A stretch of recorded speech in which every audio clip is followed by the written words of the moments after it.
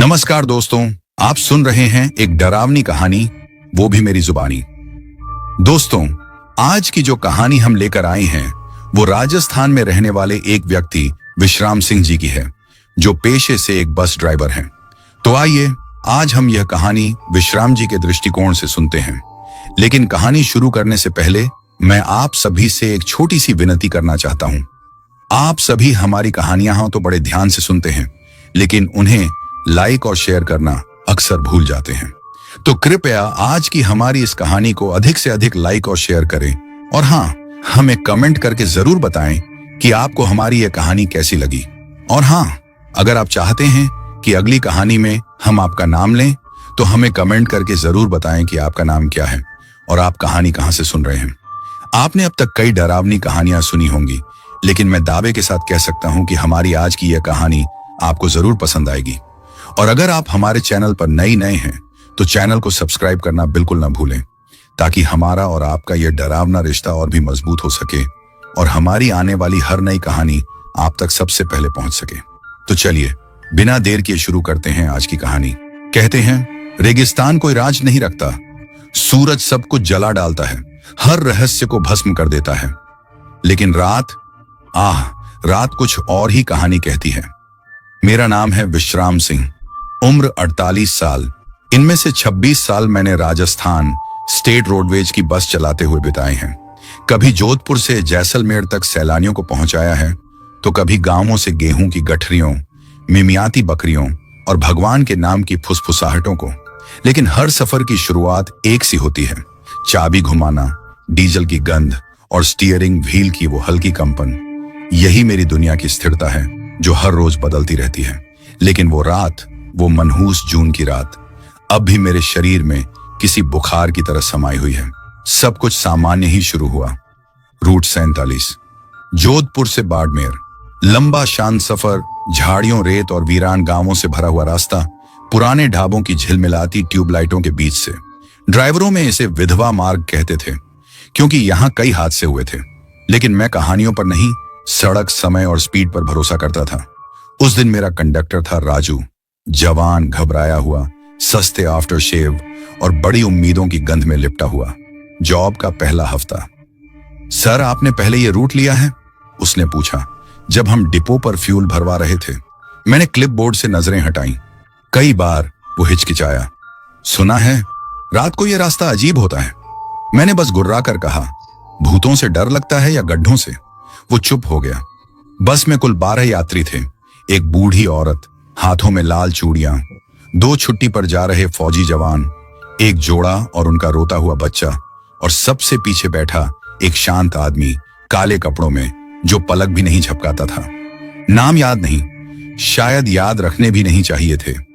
10:45 रात को हम शहर से निकले। जोधपुर की रोशनी धीरे धीरे पीछे छूट गई और आगे अंधेरे की एक ऐसी चादर थी जिसमें हाई बीम की रोशनी भी डर के मारे सिमट जाती।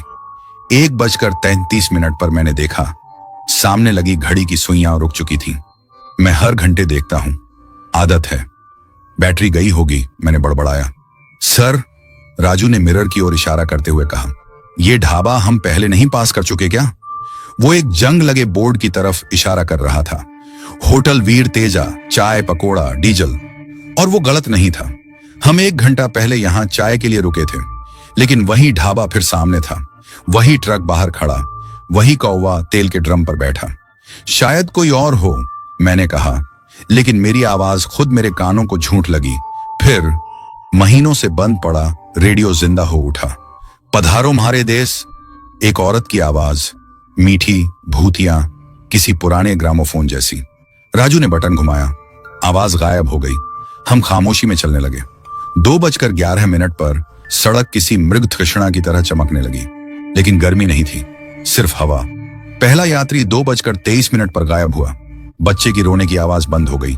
जब राजू जाकर देखने गया, वहां सिर्फ औरत थी, अकेली। पति कहाँ है? उसने पूछा। वो भ्रमित सी बोली, मैं अकेली ही आई थी। मैंने ब्रेक मारे। ये सब क्या हो रहा है? मैंने पूछा। कोई जवाब नहीं। फौजी भी गायब थे। पीछे बैठा काला आदमी बस मुस्कुराया। मैंने बस साइड में रोकी।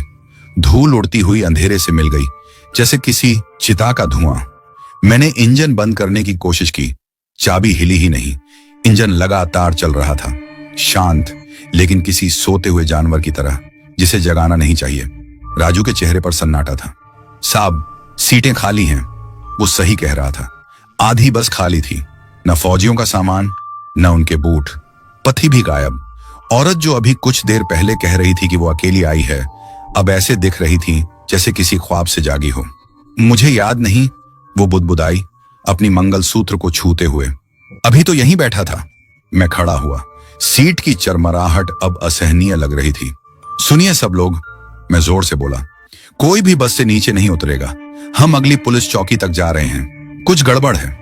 पीछे बैठा काले कपड़ों वाला आदमी उठ खड़ा हुआ। उसकी आवाज धीमी, गहरी और हैरान कर देने वाली थी। अब कोई अगला स्टॉप नहीं है। मैंने घूर कर देखा। क्या कहा? उसकी मुस्कुराहट में मजाक नहीं था, बल्कि वैसा भाव था जो आप तब देते हैं जब कोई ऐसी गलती कर बैठे जिसे अब सुधारा नहीं जा सकता। आप अब किसी सरकारी सड़क पर नहीं चल रहे हैं विश्राम जी। उसने मेरा नाम लिया, जबकि मैंने बताया नहीं था। इंजन गड़गड़ाया जैसे नीचे कुछ जाग रहा हो। मैंने फिर से गियर खींचा।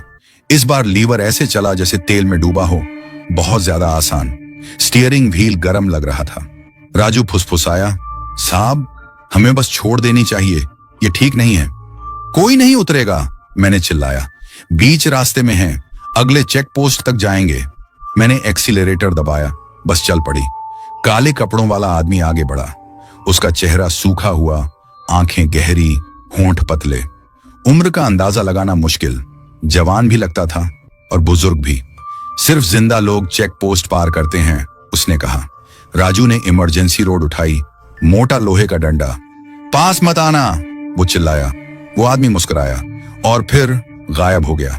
एक पल में, बिना चले, बिना भागे, बस जैसे धुआं अंधेरे में समा गया हूं। मैंने फिर ब्रेक मारने की सोची, लेकिन किसी डर या फितरत ने मना कर दिया। हम चुपचाप चलते रहे। बाहर का नजारा बदल चुका था। अब वो समतल रेगिस्तान नहीं था, अब टीले ऊंचे थे। हवा ने उनके सिरों को अजीब आकार दिए थे, कहीं नुकीले दांत जैसे, कहीं मुड़ती उंगलियों जैसे।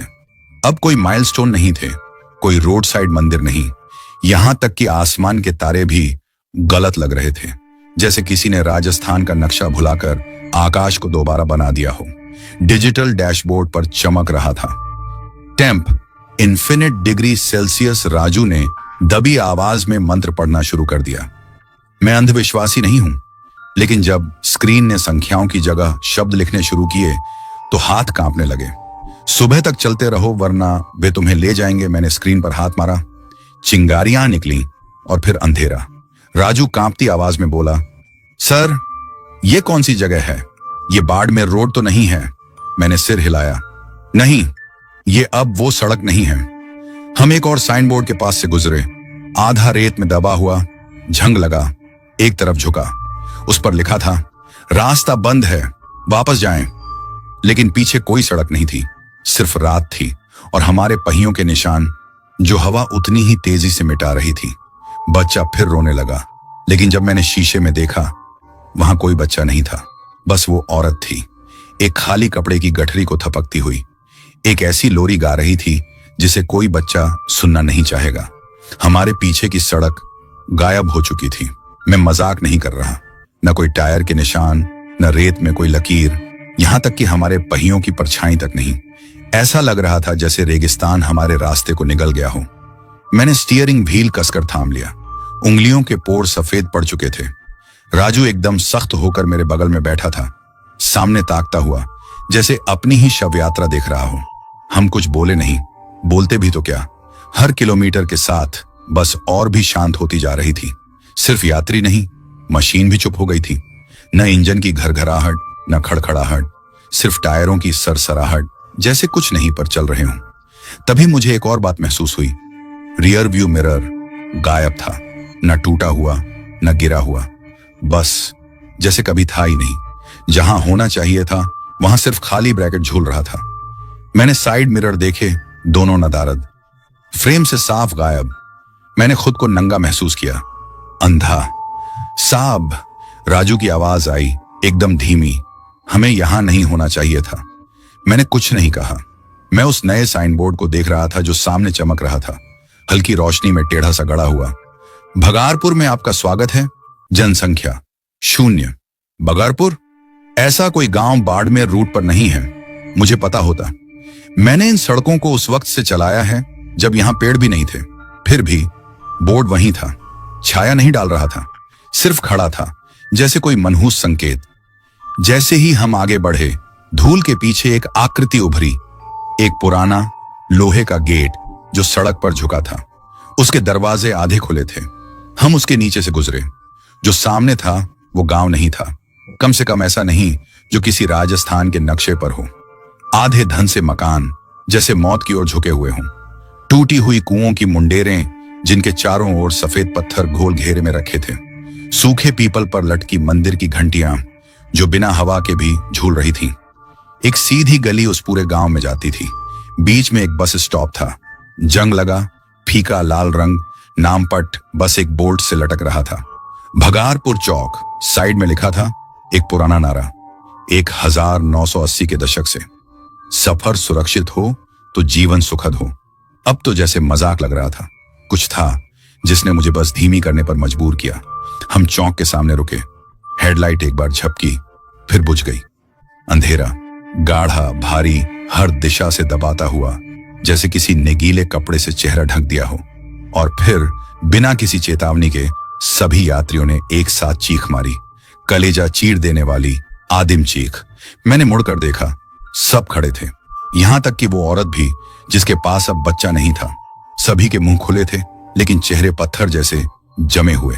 और सब बस के सामने वाले दरवाजे की ओर इशारा कर रहे थे। मैंने नजर घुमाई।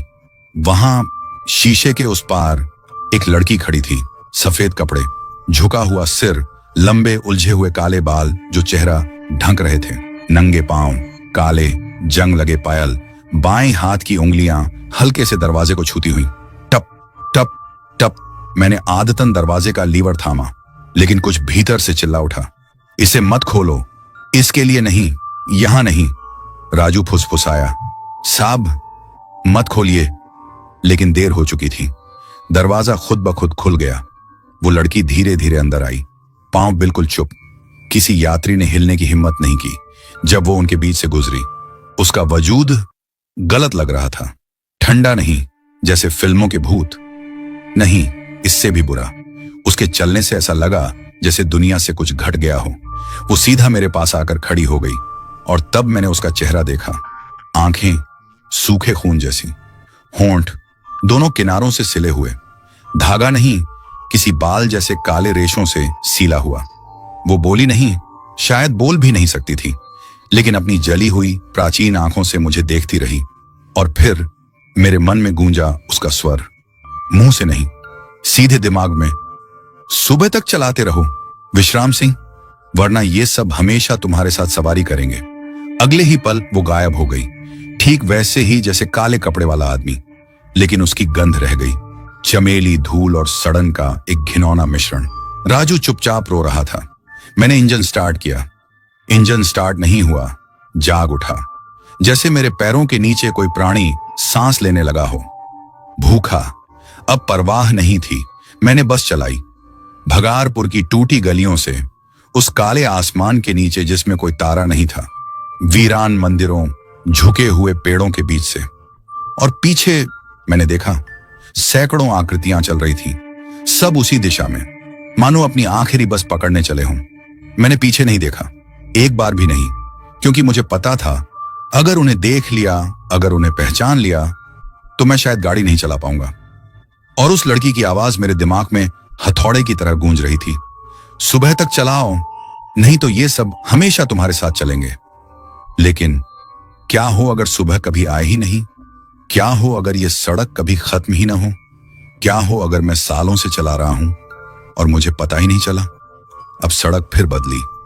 जो पहले पक्की सड़क थी, अब वो पुरानी हवेली जैसे पत्थरों से बनी थी, टूटी फूटी। टायरों की आवाज अब बेसुरी लग रही थी। गलत। हम एक माइलस्टोन पास हुए। कोई नंबर नहीं लिखा था, सिर्फ एक नाम, चुड़ैल गांव, 0 किलोमीटर। मैंने ब्रेक मारा। धूल ने विंडशील्ड को ऐसे ढक दिया जैसे किसी आग का धुआं। चुड़ैल गांव?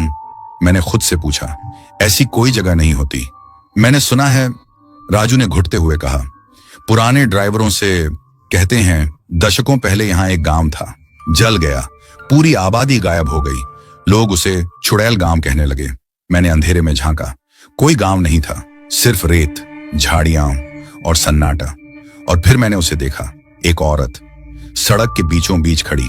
पहले वाली लड़की नहीं, ये लंबी थी। उसका सिर पीछे की ओर झुका था, जैसे गर्दन टूटी हो। हाथ इतने लंबे कि उंगलियां घुटनों को छू रही थीं। उसने खून में सनी सी साड़ी पहनी थी। वो हिली नहीं, पलक भी नहीं झपकाई, पर रास्ता रोके खड़ी थी। साहब, राजू फुसफुसाया। हमें घूम मकर। उसके पूरा कहने से पहले बस की हर बत्ती बुझ गई। कुल अंधेरा, इंजन कराह उठा और बस आगे खिसकने लगी, जबकि मेरा पैर एक्सीलरेटर पर नहीं था। नहीं, मैंने बड़बड़ाया। नहीं नहीं। बस उस औरत की तरफ बढ़ती रही। वो हिली तक नहीं, बस उस मुड़ी हुई गर्दन और खाली चेहरे से हमें देखती रही। 10 फीट, 5, 1। हम उसके अंदर से निकल गए, न मारी न टकराए। वो बस धुएं की तरह हमारी बस का हिस्सा बन गई। मैंने अपने सीने में एक ठंडा झटका महसूस किया, जैसे कोई पुरानी नफरत से भरी चीज मुझ में उतर आई हो। पीछे से राजू चीखा। मैंने पलट कर देखा और उसकी चीख का कारण समझ गया। सभी यात्री वापस आ चुके थे, हर सीट भरी थी। फौजी, पति, काला आदमी, बच्चा वाली औरत भी। लेकिन अब सभी के चेहरे एक जैसे थे, फीके, बेरंग, होंठ काले धागे से सिले हुए। सब मुझे घूर रहे थे, पलकें नहीं झपक रही। और फिर धीरे धीरे सभी ने एक साथ सामने इशारा किया। मैंने सामने देखा, एक और साइन बोर्ड आ रहा था, ताजा रंग से लिखा हुआ, आखिरी सवारी 4 किलोमीटर। सालों बाद मुझे पहली बार डर लगा, भूतों से नहीं, बल्कि इससे भी बुरी बात से, कि शायद मैं पहले ही हार चुका हूं। मैंने राजू से पूछा, सुबह कितनी दूर है? उसने अपनी घड़ी देखी, फिर मेरी तरफ। सर, अभी भी 1:33 रात है। मैंने डैशबोर्ड देखा, वही, कोई वक्त नहीं बीता। घंटों से इस खौफनाक सफर में है, लेकिन घड़ी ने 1 सेकंड भी आगे नहीं बढ़ा। सुबह तक चलाओ, उस लड़की ने कहा था। लेकिन अगर सुबह कभी आए ही ना, अगर ये सड़क कभी खत्म ही ना हो, अगर मैं सालों से चला रहा हूं और बस भूल गया हूं। अब रास्ता संकरा हो गया। दोनों ओर से काले पहाड़ उठने लगे, रेगिस्तान गायब हो गया, पेड़ काले हो गए, चीलों की तरह झुके हुए। बस अब छोटी लगने लगी, भारी, जैसे कोई ऊपर छत पर चल रहा हो, लंबे नाखून घसीटता हुआ। पीछे से फिर वही आवाज आई, ठप ठप ठप। राजू ने सीट पकड़ ली, वो बस के ऊपर है। फिर आवाज आई, ना कानों में बल्कि सीने की गहराई में, 4 किलोमीटर, विश्राम, 4 पाप, 4 आत्माएं। मैं समझ नहीं पाया, पर फिर भी मैं समझ गया। यह सिर्फ कोई भूतिया मार्ग नहीं था, यह निर्णय था। और यह यात्रियों के बारे में नहीं था, यह मुझ के बारे में था। आने वाले कुछ किलोमीटर ऐसे खींचे जैसे गर्दन पर फंदा कसता जा रहा हो। हर बार जब मैं किसी पत्थर के पास से गुजरता, उस पर अब संख्या नहीं बल्कि शब्द चमकते। झूठ, विश्वासघात, कायरता, हत्या। मुझे पुजारी की जरूरत नहीं थी कि स्पष्ट कर दे, मैं जानता था उनकी सच्चाई। वो लड़की फिर गूंज उठी, पर यह बार फुसफुसाहट नहीं, शायद एक विचार था जो मेरा नहीं। 4 किलोमीटर, 4 पाप, 4 आत्माएं। साहब, राजू ने पिघलती आवाज में कहा, आप पसीने से लथपथ हो रहे हो, ठीक हो? मैंने ध्यान नहीं दिया। मैं उससे झूठ नहीं बोल सकता था, अब और नहीं। सच से पर्दाजा हट रहा था। सड़क मुझे छोड़ दिए गए पापों की याद जगा रही थी, वो जिन्हें मैंने याद रखने से बचा रखा था। तभी अचानक, शायद मैं हिम्मत जुटाने के चक्कर में बचाव की मोह छोड़ रहा था, मैंने बस धीमी की। उस वक्त सारी दुनिया बदल गई। एक पल पहले हम पहाड़ी दर्रे में थे, अगले ही पल सामने वही जगह आई, चिन्हों सहित, बहुत परिचित, बहुत सचेत कर देने वाली। एक सपाट मोड़, बाईं ओर सूखा तालाब, दाईं ओर नीम का पेड़, बीच में टूटा फूटा माइलस्टोन, पीली रंगत फीकी पड़ी। यही हुई थी वो घटना। मैं वही मोड़ था जहां मैंने 20 साल पहले एक आदमी को मार डाला था। 28 साल का मैं, नया, बेपरवाह, तेज, बारिश में तेज रफ्तार बस चला रहा था। एक आदमी बीच सड़क पर गिरा, हाथ हिला रहा था। मेरा कल है कि मैंने हॉर्न बजाया और चला गया। थोड़ा नशा था, इतना कि अपराध बोध धुंधला लगे। एक आदमी सड़क पर लड़खड़ाता आया था, हाथ हिला रहा था। बारिश तेज थी, दिखाई कम, पर मैं रुक सकता था। मुझे रुकना चाहिए था, पर मैंने हॉर्न बजाया और आगे बढ़ गया। वो फिसला, बाएं टायर ने उसे ऐसे कुचला जैसे भीगा कपड़ा। मैं चलता रहा, न रिपोर्ट की, न धीमा किया। अपने आप से कहा, वो नशे में था, सड़क पर था, मेरी गलती नहीं। पर सच्चाई और भी सीधी थी। मैं नहीं रुका क्योंकि मैं डर गया था। अपनी नौकरी खोने का डर, जेल जाने का डर, दोषी ठहराए जाने का डर। और मैंने किसी को नहीं बताया, यहां तक कि अपनी पत्नी को भी नहीं। आज बस उसी जगह आकर रुकी जहां सब हुआ था। हवा भारी लग रही थी, जैसे सब कुछ देख रही हो। चुप घूरती हुई। बस में पीछे बैठे लोग अब खामोश नहीं थे। वो कुछ बड़बड़ा रहे थे, धीमे सुर में, लयबद्ध, शब्द अनजाने, न हिंदी न राजस्थानी, कुछ प्राचीन, मृतकों की भाषा। राजू मेरी ओर झुका। साहब, ये क्या हो रहा है? मैंने उसकी ओर देखा और फिर वो राजू नहीं था, कम से कम पूरी तरह नहीं। उसकी आंखें बहुत काली थी, मुस्कान बहुत शांत। धीरे से पलकें झपकाईं और बोला ऐसी आवाज में जो उसकी नहीं थी, सच बोल ड्राइवर, ऊंचे स्वर में। ये पहला किलोमीटर है, पहली आत्मा। सांस रुक गई। मैं झूठ बोल सकता था, पर नहीं बोला। पता नहीं क्यों, शायद अब छिपते छिपते थक गया था। मैंने जोर से कहा, इतना कि पूरी बस सुन सके। मैंने एक आदमी को मारा, उसे कुचल दिया और कभी रुका नहीं। सन्नाटा, फिर एक लंबी सांस, राजू से नहीं बल्कि हर तरफ से, जैसे सड़क ने खुद सांस ली हो। अगला माइलस्टोन बदला। 3 किलोमीटर मैंने पहली परीक्षा पास की थी। पेडल दबाया, बस आगे बढ़ी। दूसरा दृश्य कुछ और था, अजीब, पर पेट में उठती हुई शर्म वैसी ही। सड़क बाजार में बदल गई थी। तेल के दिए झिलमिला रहे थे। बंद दुकानों के बाहर बंधी बकरियां, धूल उड़ती हुई, पर कोई इंसान नहीं। फिर भी पहचाना सा लग रहा था। 15 साल पहले की बात। एक लड़की, शायद 19-20 की, दूर गांव से बस में चढ़ी थी। भाग रही थी जबरदस्ती की शादी से। डरी हुई थी। आगे बैठी, बोली, थोड़ी दूर तक छोड़ दो, पैसे नहीं हैं। मैंने मना कर दिया। उसने अपने सोने के झुमके दिए। मैंने फिर मना किया और फिर मैंने उसे अंधेरे में अकेले उतार दिया। कंडक्टर ने कहा, साहब छोड़ दो ना, पैसे हम भर देंगे। पर मैंने कहा, हम कोई चैरिटी नहीं है। वो उतर गई, अकेली, अंधेरे में। 1 हफ्ते बाद अखबार में उसकी तस्वीर आई। उसे एक कुएं में मरा हुआ पाया गया। अब बस एक मंदिर के पास से गुजरी। एक पेड़ से एक फोटो टंगी थी, वही चेहरा और झुमके पेड़ की शाख से लटके हुए। फिर उसकी आवाज गूंजी, ठंडी पर साफ, दूसरी आत्मा, दूसरा पाप, बोल विश्राम। आंखें भर आईं। मैंने उसे छोड़ दिया। मैंने कहा, मैंने नियमों को इंसानियत से ऊपर रखा। मुझे परवाह नहीं थी। हवा थम गई, टायर आगे लुढ़के। अगला चिन्ह, 2 किलोमीटर। अब पीछे के सारे यात्री रो रहे थे, लेकिन ये दुख के आंसू नहीं थे, वो खून के आंसू थे। अब सड़क और भी संकरी हो गई। पेड़ झुककर बस को छू रहे थे। ऐसा लग रहा था जैसे किसी गले में से गुजर रहे हों। हवा में तांबे की जली हुई गंध थी। ऊपर कोई आसमान नहीं, नीचे कोई जमीन नहीं, सिर्फ 1 किलोमीटर बाकी था। मैं समझ गया था, तीसरा पाप आने वाला था। बस अपने आप धीमी हो गई, जैसे जानती हो। सामने एक टूटा फूटा बस स्टॉप था। तिलवाड़ा पुल बंद। ब्रेक मारे जोर से। राजू आगे गिरा। ये कहां आ गए साहब? उसने पूछा, पर मैंने कुछ नहीं कहा, क्योंकि मैं जानता था ये वही जगह थी जहां मेरी सबसे बड़ी गलती हुई थी। 3रे साल में था। मानसून में पुल टूट चुका था। डिपो से अलर्ट आया था, पर मैं लेट था और घमंडी।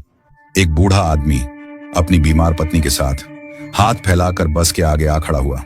बेटा मत जाओ उस पुल से, इंतजार कर लो। मैं चिल्लाया, हटो रास्ते से। कंडक्टर रमेश से कहा, उतार दो इसे। उतार दिया। हम चले उस खतरनाक रास्ते से। बारिश और तेज हुई। पुल का किनारा बह गया। हम बच गए, लेकिन वो नहीं बचा। 1 हफ्ते बाद सुना वो आदमी डूब कर मर गया। अब वही बस स्टॉप, वहीं एक आदमी बैठा था, झुका हुआ, वही शॉल, वही मुद्रा। बस रुक गई। दरवाजा अपने आप खुल गया। आदमी उठा, पर चेहरा नहीं दिखाया। मैंने कहा, मैंने उसे छोड़ा। मैंने सोचा मैं सब जानता हूं, और उसने जान गंवा दी। वो चढ़ गया, बैठ गया खिड़की के पास। लाइट्स टिमटिमाई, इंजन फुफकारा। माइलस्टोन बीता, 1 किलोमीटर। अब सब बदल गया। बस सड़क पर नहीं थी, हवा में तैर रही थी। नीचे काला समुद्र, ऊपर बस शून्य। राजू चीखा, साहब ये क्या हो रहा है? मैंने सामने देखा। आखिरी संकेत आ गया था। हड्डियों से बना मानव पसलियां जैसे दरवाजा, और उस पर लिखा था, स्वीकारोक्ति अंतिम आत्मा। अब डर नहीं लग रहा था, अब कुछ छूट गया था अंदर से। शायद मैं तैयार था, क्योंकि मुझे पता था अंतिम आत्मा कोई और नहीं, मेरी खुद की थी। मैंने राजू की ओर देखा। अब वो इंसान नहीं था, उसकी आंखें सिर्फ गड्ढे थीं। मुंह खुला और उसमें से एक औरत की आवाज निकली, सफेद कपड़ों वाली लड़की की। आखिरी पाप ड्राइवर, वो जिसे तूने कभी बोला ही नहीं, वो जो सबसे गहरा है। मैंने आंखें बंद की और मैं उसे देख सका। अपनी पत्नी अनीता। ये 5 साल पहले की बात थी। वो बीमार थी, कैंसर। हम अच्छे इलाज का खर्च नहीं उठा सकते थे। मैं गुस्से में था, हारा हुआ, निराश की जिंदगी ने मेरे साथ इतना बुरा क्यों किया। एक रात वो दर्द से चीखी, शायद द्वारा पड़ा था या कुछ और। मैं थका हुआ था, नशे में भी थोड़ा। मैंने कुछ नहीं किया। मैं दूसरे कमरे में बैठा रहा, रम का गिलास हाथ में लिए, ऐसा जताते हुए जैसे कुछ सुना ही नहीं। उस रात वो मर गई। उसकी बीमारी ने नहीं मारा उसे, मेरी चुप्पी ने मारा। अगर मैं एम्बुलेंस बुला लेता तो शायद आज वो जिंदा होती, पर मैंने कुछ नहीं किया। और अब मैंने सच बोल दिया। मैंने उसे मरने दिया, क्योंकि मैंने हार मान ली थी, क्योंकि मैं कमजोर था। उसने मुझ पर भरोसा किया और मैंने उसे धोखा दिया। बस एकदम शांत हो गई। अंतिम माइलस्टोन गुजरा। 0 किलोमीटर सामने हड्डियों का द्वार खुल गया।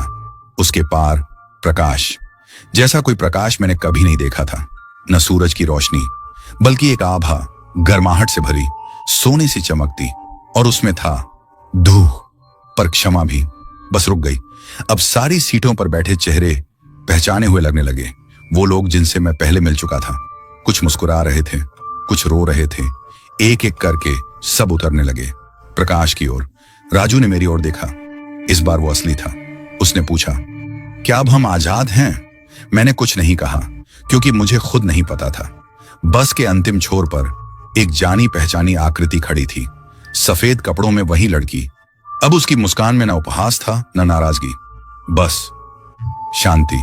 उसने सिर हिलाया, फिर गायब हो गई। उसका काम पूरा हो गया था और उसी पल प्रकाश मंद पड़ गया। सड़क लौट आई। सुबह हो चुकी थी, वास्तविक सुबह। बहुत समय बाद पहली बार बस के शीशे के ऊपर लगी घड़ी ने आगे बढ़ना शुरू किया। 6:01। सूरज ने रेत के टीलों के पीछे से झांका और पूरे रेगिस्तान को एक फीकी नारंगी धुंध में रंग दिया। ऐसी सुबह जो गलती सी लगती है, थकी हुई, बुझी बुझी, जैसे दुनिया जागी नहीं, बस किसी तरह होश में लौटी हो। पर हम अब भी यहीं थे, जिंदा। इंजन फिर से मशीन की तरह चल रहा था। अब वो कोई राक्षस नहीं था। डैशबोर्ड पर घड़ी ने दिखाया 6:01 और अब सामने की सड़क सीधी थी। सादा धूल भरी डामर, सड़क के किनारे बबूल के झाड़ और वो कंक्रीट के माइलस्टोन जो अब सच लग रहे थे। बाड़मेर 33 किलोमीटर। मैंने एक लंबी सांस छोड़ी। बहुत देर तक, बस 33 किलोमीटर यही किया। राजू अपनी सीट पर पीछे की ओर टिक गया। आंखें अब भी खुली हुई। चेहरा थोड़ा बूढ़ा सा लग रहा था, शायद मेरा भी। हम दोनों चुप थे, एक भी शब्द नहीं। यहां तक कि ये सब क्या था भी नहीं, क्योंकि दोनों जानते थे कुछ खत्म हुआ था और कुछ नया शुरू। पर क्या? करीब 6:45 पर एक चाय वाला दिखा। अपना ठेला लगा रहा था। उसने हाथ हिलाकर अभिवादन किया। मैंने आदतन एक बार हॉर्न बजाया और फिर अजीब हुआ। उसने कोई प्रतिक्रिया नहीं दी, न चौंका न मुड़ा, बस अपने कप सजाता रहा। क्या उसने? मेरे शब्द अधूरे रह गए। राजू ने सिर हिलाया। नहीं देखा हमें, बिल्कुल नहीं। मैंने मिरर देखा। बस में कोई परछाई नहीं थी, हमारी भी नहीं। 7:15 तक हम बाड़मेर डिपो में दाखिल हो चुके थे। खाली था, छोड़ा हुआ नहीं, बस बंद। सुबह के वक्त जैसी खामोशी नहीं होनी चाहिए। मैंने बस को हमेशा की तरह बे-3 में खड़ा किया, इंजन बंद किया, चाबी निकाली, शांति। मैंने राजू की ओर देखा। तू ठीक है? उसने अजीब सी नजरों से मुझे देखा। कौन राजू साहब? मैं चौंका। तू? तू ही तो कंडक्टर है, कल की ड्यूटी पर था? उसने हल्की मुस्कान दी, शांत लेकिन अजीब। नहीं साहब, मुझे लगता है आप बहुत समय से अकेले ही हैं। फिर वह उठ खड़ा हुआ, दरवाजे तक गया और गायब हो गया। कोई नाटकीयता नहीं, बस चला गया, जैसे कोई अधूरी सोच जो बीच वाक्य में ही भूल जाए। मैं बहुत देर तक वैसे ही बैठा रहा। आखिरकार मैं बाहर निकला। सूरज अब ऊपर चढ़ आया था। गर्मी अपना असर दिखा रही थी। पास ही एक सफाई कर्मी झाड़ू लगा रहा था। मैंने आवाज दी, ओ भैया, विश्राम सिंह रिपोर्टिंग इन, रूट 66, जोधपुर से बाड़मेर। वो पलटा, हैरान। कौन सा रूट? 66, मैंने दोहराया। रात की ड्यूटी थी। उसने सिर खुजलाया। साहब, रूट 66 तो 20 साल से बंद है। मैंने उसकी ओर देखा। यह हो ही नहीं सकता। उसने डिपो की दीवार पर लगे टाइम टेबल की ओर इशारा किया। ना रूट 66 था, ना विश्राम सिंह, कोई रिकॉर्ड नहीं। मैं ऑफिस गया। डिपो मैनेजर 30-32 साल का युवक सिर उठाकर बोला, हाँ अंकल, बोलिए। रिपोर्ट फाइल करनी है, बस रात की ड्यूटी से लौटी है। 12 सवारी थी। वो भौहें सिकोड़ता है। आप ड्राइवर हैं? मैंने अपना आईडी कार्ड दिखाया। उसने एक नजर डाली और फिर ठिठक गया। सर, ये लाइसेंस तो 2005 में एक्सपायर हो चुका है। मेरे हाथ ठंडे पड़ गए। मैंने कार्ड वापस लिया। मेरी नजरों में तो सब ठीक था, वही फोटो, वही तारीख, 2028। पर उसने कुछ और देखा था।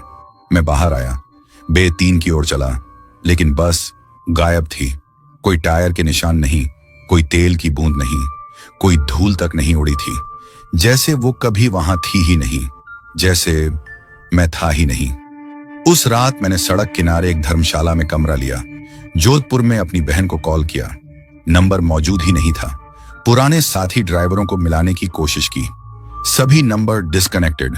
मैंने बाथरूम के शीशे में देखा और एक पल के लिए, सिर्फ एक झलक, कोई और मेरी ओर देख रही थी। वही लड़की, सफेद कपड़ों में, मुस्कुराती हुई। अब मैं नहीं चलाता, नहीं चला सकता, कम से कम इस दुनिया में नहीं। पर हर रात मैं वही इंजन की आवाज सुनता हूं, सपनों में। सड़क फिर खुलती है, रेत के टीले पर्दा बनकर हट जाते हैं और वही पहला संकेत दिखाई देता है, रूट 66, अंतिम यात्रा। क्योंकि कुछ सड़कें डामर की नहीं होती, कुछ बनती हैं अपराध बोध से। और अगर तुमने काफी पाप किए हों तो वो सड़क तुम्हें ढूंढ लेती है, चाहे जितना भी समय लगे। 14 साल बाद बाड़मेर डिपो पर सूरज यूं बरस रहा था जैसे लोहार की हथौड़ी, नरम नहीं बल्कि इतना भयंकर कि लोहा मोड़ दे, टायर फाड़ दे और इंसानों का धैर्य उबाल दे। एक नौजवान आरव सिंह, 24 साल का, डिपो की जंग लगी टिन की छत के नीचे खड़ा, पसीना पोंछ रहा था। डीजल से सना हुआ कपड़ा हाथ में, तेज नजर, गालों पर ग्रीस की लकीरें, कमर से लटकते औजार। एक बस मैकेनिक, आधिकारिक रूप से अपेरेंटिस, पर कारीगरी में कई पुराणों से बेहतर। भूत प्रेत पर यकीन नहीं करता था, किसी चीज पर नहीं, सिवाय नट, बोल्ट और इंजन के। पर आज सब बदलने वाला था, क्योंकि आज सुबह एक ऐसी बस आई थी जिसे कोई याद नहीं कर पाया, जिसे किसी ने आते देखा नहीं, जिसे किसी ने बुलाया नहीं। वो आई सुबह की पहली रोशनी में, बिना शेड्यूल के, बिना आवाज के। 1970 के दशक की RSRTC इंटरसिटी बस, पुरानी रेगिस्तानी कैमो पेंट, मिटे हुए लाल और सरसों के स्ट्राइप्स, नंबर प्लेट जंग लगी, आधी मिट चुकी। न ड्राइवर, न सवारी, न लॉगबुक में कोई प्रविष्टि। बस खुद ब खुद बे3 में आकर रुकी, इंजन शांत, जैसे वो घर लौट आई हो। ये बस किसकी है? आरव ने स्टेशन मैनेजर से पूछा। कोई मजाक होगा, मैनेजर बड़बड़ाया। या फिर किसी ने लॉग अपडेट करना भूल गया। डिस्पैचर ने रजिस्टर चेक किया। रूट 16, अरे वो तो 10 साल पहले ही बंद हो चुका है, उसने कहा। रूट 66? आरव की भौहें सिकुड़ गईं। वो तो हमारे रूट मैप में भी नहीं है। सही कहा, डिस्पैचर ने जवाब दिया। एक हादसे के बाद उसे बंद कर दिया गया था, तुम्हारे आने से बहुत पहले की बात है। आरव का दिल चंचल हो उठा। रात को डिपो बंद होने के बाद वो चुपचाप अपने टूल बैग के साथ यार्ड में लौट आया। उसे मुर्दा मशीनों को जिंदा करना आता था, पर ये बस मुर्दा नहीं थी, ये इंतजार कर रही थी। बस के अंदर की हवा में था नेफ्थलीन की महक, अगरबत्ती की गूंज और कुछ और, धातु सा जला हुआ। सीटें अब भी गर्म थीं, जैसे कोई अभी अभी उतरा हो। ड्राइवर की सीट के ऊपर लगी घड़ी टिमटिमा रही थी। 1:33 रात के 1 बजे, जबकि आरव की घड़ी में था 9:15। शाम के 9 बजे उसने स्टीयरिंग व्हील को छुआ। वो कांपा। आरव पीछे हट गया। ठीक है, उसने खुद से कहा। थोड़ा अजीब है, पर शायद हाइड्रोलिक ढीला होगा। वो इग्निशन की ओर बढ़ा। कोई चाबी नहीं थी, फिर भी इंजन खुद ब खुद स्टार्ट हो गया। पहली बार, दूसरी बार, फिर एक गहराई से गुर्राया। आरव पीछे हट गया। हेडलाइट्स जल उठी। डिपो की दीवार रोशन हो गई और उस धूल और रोशनी में एक वाक्य उभरा, जैसे किसी अदृश्य उंगली से लिखा गया हो, सवेरा होने तक चलाओ। आरव लड़खड़ा गया। दिल जोर जोर से धड़कने लगा। वो मुड़ा भागने के लिए, पर दरवाजा सिसकारते हुए बंद हो गया। डैशबोर्ड की स्क्रीन बदली। रूट 66, अगली यात्रा शुरू होती है। और फिर बस के पिछले हिस्से से एक आवाज आई, कर्कश, टूटी हुई, बूढ़ी, परिचित।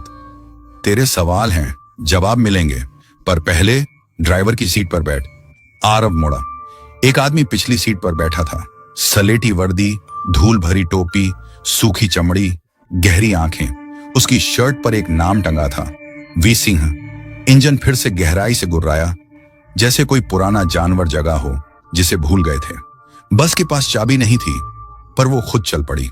कोई गंतव्य नहीं था, फिर भी जैसे किसी पुरानी याद में दर्ज रास्ते पर लौट रही हो। हेडलाइट्स अंधेरे में घूर रही थी और अंधेरा हर किरण को निगल रहा था। आरव ड्राइवर की सीट पर बैठ गया, पसीने से भीगा हुआ।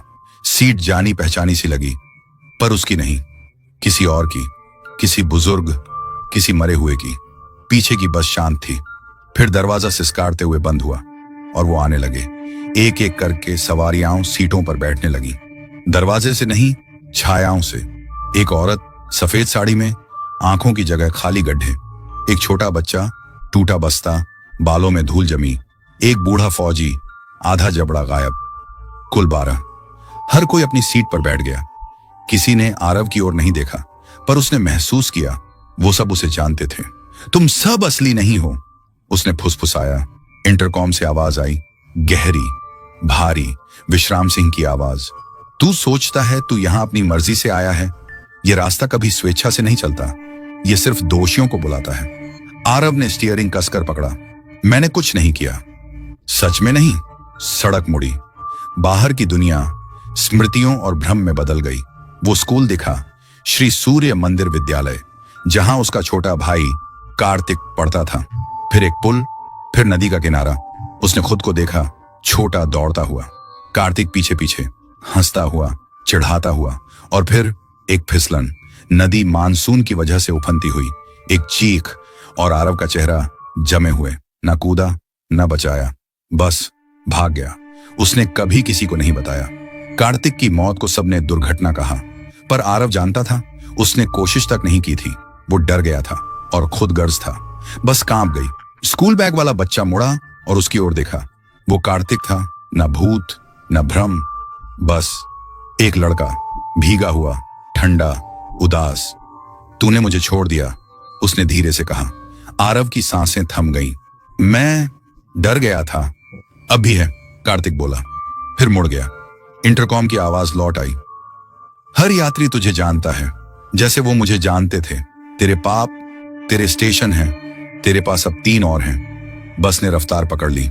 बाहर रेगिस्तान पिघलकर नमक के समंदर में बदल गया। आसमान खून जैसा लाल। समय गायब हो गया, सिर्फ फैसला बचा था। सड़क के आगे ताप की लहरें उठ रही थीं, पर रात हड्डियों तक ठंडी थी। बस क्षितिज की ओर दौड़ी, जहां आसमान चिथड़े की तरह फटा पड़ा था। यात्री शांत, आंखें बंद, अनजानी जुबानों में फुसफुसाते हुए। विजराम सिंह का चेहरा अब रियर व्यू मिरर में दिखा। वो अब कोई आत्मा नहीं था, वो खुद बस का हिस्सा बन चुका था। चेहरा कभी उभरता, कभी मिटता, जैसे रास्ता उसे खींच रहा हो। जवाब चाहिए? उसने पूछा। आरव ने सिर हिलाया। तो सुन, रूट 66 सिर्फ एक बस रूट नहीं था।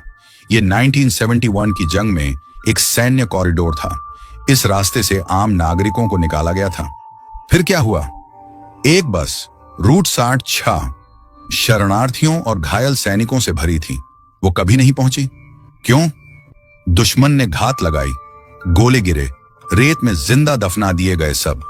और ड्राइवर, वो भाग गया, एक अकेली चलती जीप में, बाकियों को मरने के लिए छोड़कर। वो आप थे? विश्राम ने कुछ नहीं कहा। तब से ये सड़क याद रखती है, हर बस जो इस रास्ते से गुजरेगी वो ये भार उठाएगी। हर ड्राइवर इस श्राप का हिस्सा बनता है जब तक कोई इसे तोड़ ना दे। कैसे? सामने रास्ता दो हिस्सों में बंट गया, एक तरफ आग, दूसरी तरफ धुंध। या तो तू अपने अपराधों को स्वीकार कर और आत्माओं को वहां पहुंचा जहां उनका स्थान है, या उन्हें छोड़ दे और खुद उनकी जगह ले ले। रूट 66 का अंतिम हिस्सा था, हड्डियों और जंग से बना एक पुल। नीचे वो अंधेरा था जो पानी की तरह हिल रहा था। ऊपर एक आसमान भरा था चेहरों से, हर चेहरा देख रहा था। यात्री उठ खड़े हुए, एक एक करके वे आरव के पास आए। कार्तिक, वो सफेद साड़ी वाली औरत, वो अध जख्मी फौजी। हम तुम्हें माफ करते हैं, सबने एक साथ कहा, पर तुम्हें हमें पार ले जाना होगा, पूरा रास्ता, चाहे जो भी हो जाए। डैशबोर्ड जगमगा उठा, एक काउंटडाउन चालू हुआ। 4:59 सवेरा नजदीक था, पर पुल अब दरकने लगा था। दोनों तरफ आग भड़क उठी। आरव ने एक्सीलरेटर को दबा दिया, बस चिल्लाई, आगे बढ़ी। पहिए जल उठे, एक टायर फट गया, धातु चीखने लगी, पर वो रुका नहीं, चालू रखा। अब यात्री गा रहे थे एक पुराना राजस्थानी लोकगीत, मरे हुओं के लिए एक लोरी। वो सिर्फ भूत नहीं थे, वो आत्माएं थीं जो शांति की तलाश में थीं, और आरव ही उन्हें वहां पहुंचा सकता था। बस पुल के आखिरी सिरे तक पहुंची और उजाले में फट पड़ी। आज भी जोधपुर के परिवहन संग्रहालय में एक पुरानी जंग लगी बस खड़ी है, नाम लिखा है रूट 66। हर दिन सैलानी उसके पास से गुजरते हैं, कोई नहीं चढ़ता, पर कभी कभी रात में उसके भीतर एक हल्की रोशनी जलती है और एक जवान लड़का मैकेनिक की वर्दी में ड्राइवर की सीट पर बैठा दिखता है, मुस्कुराता हुआ, देखता हुआ, इंतजार करता हुआ, क्योंकि कुछ रास्ते कभी खत्म नहीं होते, वो सिर्फ ड्राइवर बदलते हैं। तो दोस्तों, ये थी हमारी आज की खौफनाक कहानी। कैसी लगी कमेंट में जरूर बताइए। आपकी प्रतिक्रियाएं हमें और भी डरावनी कहानियां लाने के लिए प्रेरित करती हैं। अब बारी है हमारे खास श्रोताओं की। शुक्रिया इन खास नामों का। गोलू डांगी और सुनीता डांगी भोपाल से हैं, विक्रम नेपाल से हैं, अजहर खान छतरपुर से हैं, अमित जाटव अरवल बिहार से हैं, वाजिद तबस्सुम लाहौर पाकिस्तान से हैं, नरेंद्र दत्ता दुर्गापुर पश्चिम बंगाल से हैं, नीतीश कुमार वर्मा झारखंड से हैं, राहुल वर्मा दिल्ली से हैं। आप सभी का तहे दिल से शुक्रिया। आपका प्यार हमें और भी खौफनाक कहानियां लिखने की ताकत देता है। लेकिन यह अंत नहीं है, हम फिर लौटेंगे एक नए रहस्य और नई दहशत के साथ। तब तक अंधेरे से बचकर रहिए, क्योंकि सन्नाटे में कोई फुसफुसा सकता है।